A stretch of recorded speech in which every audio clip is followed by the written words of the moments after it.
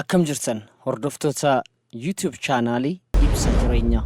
Har'a mata duree du'a kee awwaalii jiraadhu jedhuun dhufnee jirra. Chaanaalii kanaaf haaraa yoo taatan subscribe gochuun dagatina. Viidiyoon haaraan yeroo hojjetamu akka isin bira ga'uuf mallattoo bilbilaa tuqaa galatooma. Hanga xumuraatti nu hordofa.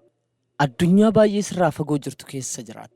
Garuu namoota sitti dhiyoo jiran addunyaa sirraa fagaattee jirtu keessatti namoonni sitti dhiyoo jiran ni jiru. Garuu namoota sitti dhiyoo jiran kana caalaa wanti sirraa fagaatee jiru hin jiru. Baay'ee sirraa fagoodha isaan. Namoonni sirraa fagoo jiranis akka waan namoonni sirraa fagoo taa'an kun sitti dhiyaatanii jiranitti beeku. Akka kee firri siif hin beeku, alagaan siif hin akeeku, homtuu qubas hin qabu. Tarii hiriyaa dhoksaa iccitiitti himattu qabda. Garuu hiriyaa iccitii kee siif dhoksee furmaata siif laatu hin qabdu ta'a. Maatii rakkina keetti himattu qabda. Garuu maatii waan darbeen si ceepha'uu fi hanqina kee tarreessu malee firoota rakkoo kee furan dhabuu malta.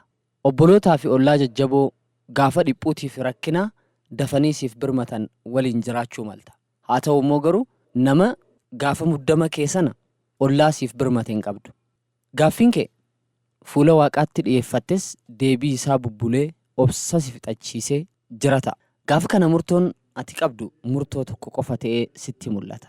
Yoo ilaalte dukkana, yoo dubbatte deebii hin qabdu, miira kee namni hin hubatu, keessi kee boqonnaa hin qabu, sammuun kee aara hin galfatu. Yeroo kana murtoo deebii hin qabne lubbuu kee tokkitti dhabamsiisuuf murteeffatta. Dhugaadha. Haalonni ati keessa jirtu waan hin dabarre fakkaata. Garuu wanti hundi akka darbu beeki. Homaa wanti hin dabarre hin jiru.